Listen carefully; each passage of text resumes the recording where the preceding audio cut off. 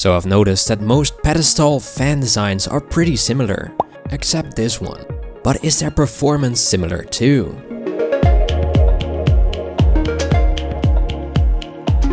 I've got an anemometer here, but also a decibel meter. One shows me the speed of the wind passing through the turbine in kilometers per hour or meters per second.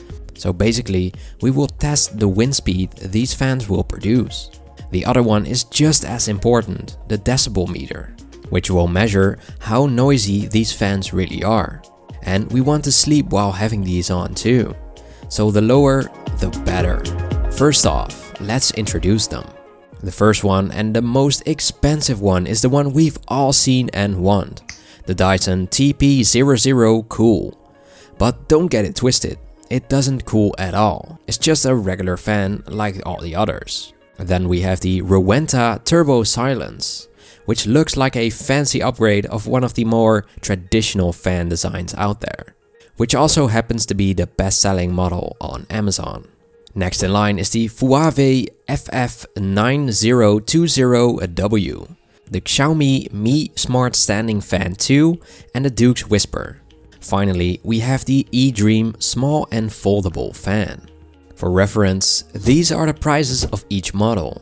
I will go over each one in more detail, and after that I will discuss the findings with the anemometer and also the sound it produces more scientifically. Starting with the Dyson at around 400 euros, sometimes on sale for 300. I think back when these were first introduced, everyone wanted one, but actually a small percentage of people actually got one. At its very steep price, it's definitely a niche product, but I would spend that kind of money on a fan if it was actually better. Sadly though, that's just not the case here. I was really unpleasantly surprised about its build quality. The top part is a cheap feeling plastic and it clicks on top of the base. When pushing this thing around, it actually is surprisingly stable though. You could also argue that because it rotates and is pretty tall, it should be light. So if we look through that, what else is there? Does the remote work well, for example? Well, no. Its range is very crappy too. It looks very premium, but that's about it. Sometimes it won't even recognize the fact that I'm pressing it. It has a physical button on the fan as well, but that's only used for on or off, and you can hold it down to adjust the speed, not the rotation. And then to add insult to injury,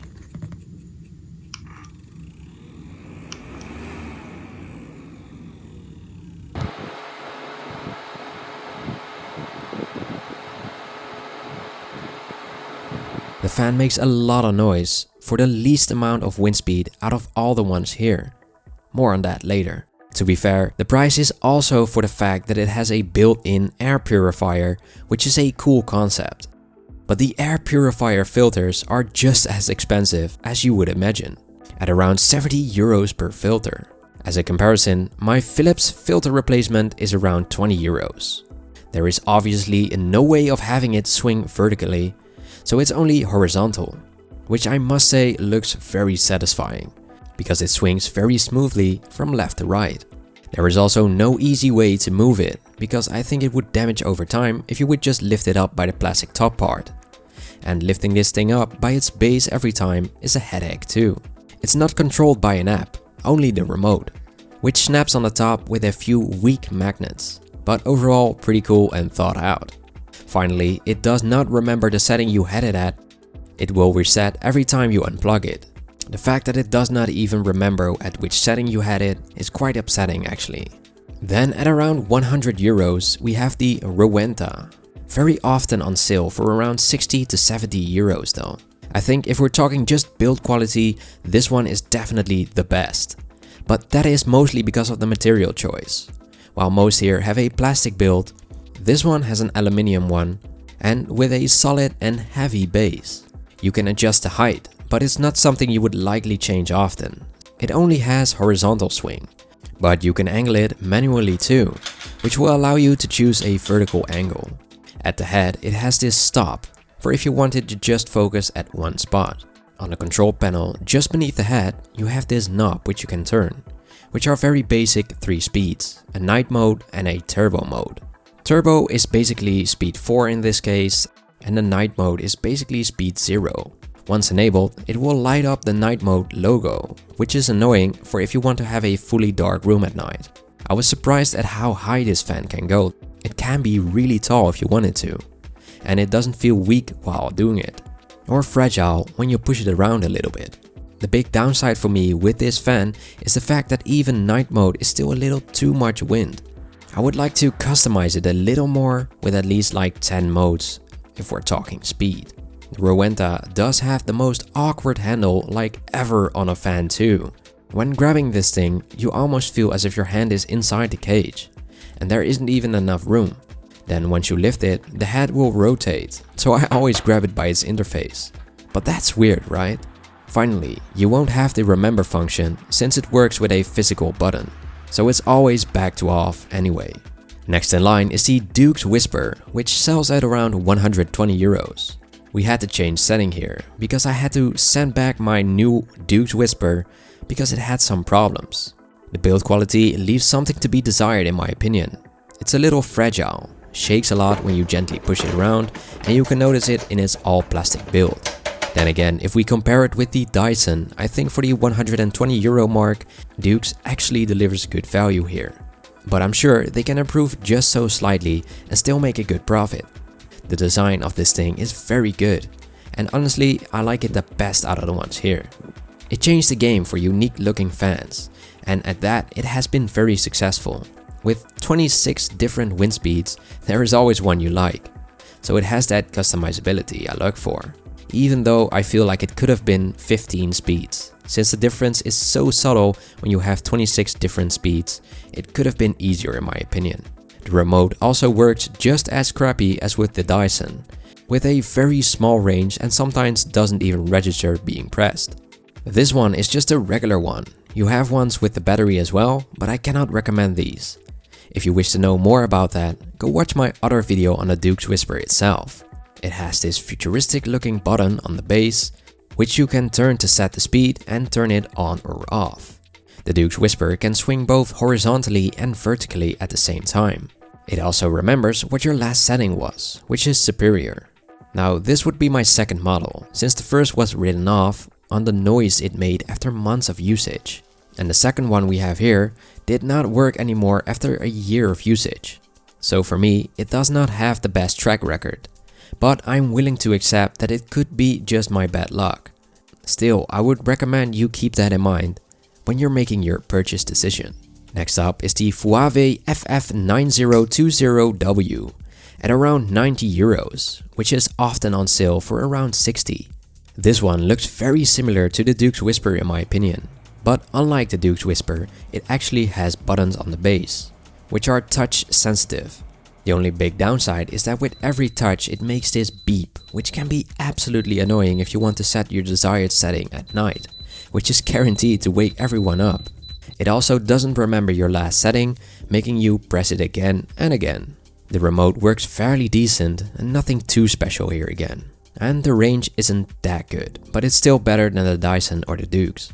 It does have a lights off mode for the night, so that's a big plus.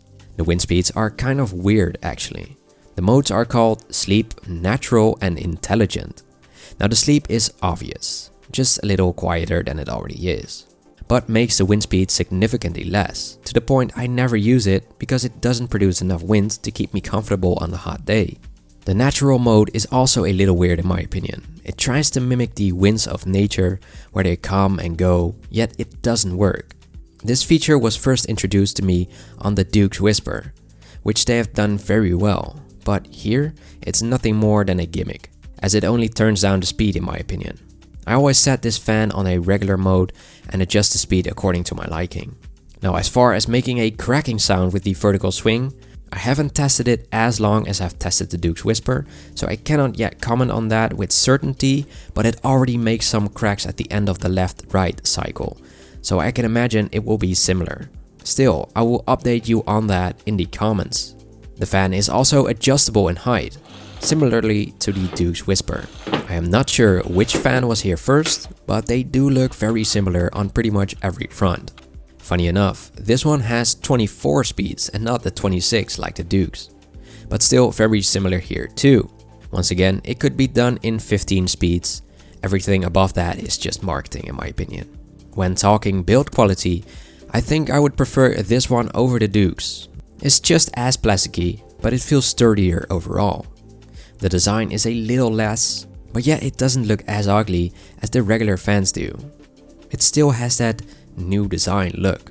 2 more fans to go and then we're done. Next we have the Xiaomi Mi Fan 2, and this is the EU model, sold at around 100 euros. As for build quality, this one is quite sturdy actually. You wouldn't think that if you see the pictures online. It looks as if it's fully made of plastic, but it's not. The stand is actually made of aluminum, which makes it a lot stronger in my opinion, and also doesn't feel as cheap. It has physical buttons on the head which will allow you to select wind speed 1 to 4, the oscillation from left to right, only horizontal, and the timer. Of course there is a power button too. The buttons work great actually, but the sound these buttons produce is unmatched.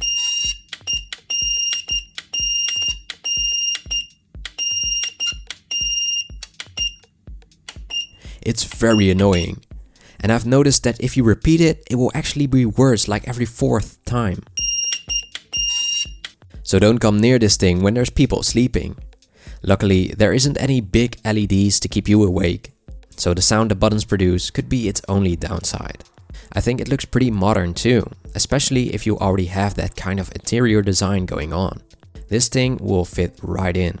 It also has an app from where you can control it, which is pretty cool for this price point. And even the Dyson at 400 euros does not come with an app, which is absolutely bonkers if you think about it. There is no handle or anything, but you can grab it at the stand, which is really solid. And this thing isn't heavy at all, so taking this fan to another room is really easy. Now you can also adjust the head vertically, but once again this is done manually and probably before you turn it on. But when you do, it's a smooth experience and done without steps or clicks. Last but not least, this funny foldable fan with a battery. Now this thing comes in at 25 euros, but internationally I've seen it at $20 to $50 because there are so many brands that sell it and they have a few variations going on. So it's hard to pinpoint a specific price. Here it's called the eDream fan, and you can fold this thing up to a really small size. Perfect for travel or on-the-go scenarios. When I bought this thing, I really thought it would not even stack up to the rest. But it's actually a really good and handy little fan. Rechargeable via micro USB, there is probably ones out there with USB-C too, so that's something you want to keep in mind. Extendable up to 97 centimeters, this thing is really as tall as the rest too. The head is of course a little smaller, so the radius at which it will operate is also a little smaller. It does not rotate, but you can rotate it manually. Like I said, this thing is made for portability, so it could even fit in your backpack if you so desire. And that brings me to the final part of this video, the sound and wind tests. What is very obvious to me is that the Dyson is the worst by far. While most of them have at least 1.5 meters per second at the normal speed, Dyson only gets up to 0.9 meters per second. Doing so at 39.1 decibels, which is only topped by the Rowenta at 47.8 decibels. But this fan produces 3 times the wind speed at that level, so it's really not a fair comparison. Because of all the different measurement units worldwide, I would say that around 2 meters per second is comfortable at like 30 degrees Celsius as a breeze. For the really unforgiving weather, the second measurement at around 2.5 to 4 meters per second will work for some. But keep in mind that around 4 meters per second, it feels more like you're getting into winds rather than a calm, relaxing breeze. And most will produce significantly more noise, which for me also is pretty annoying. I would never use the Rowenta fan at full speed, since it almost makes as much noise as a portable air conditioning unit. I hope this video helped you make your purchase decision. If you have any questions, let me know, and if you want to watch more, check out this video here, and I'll see you there.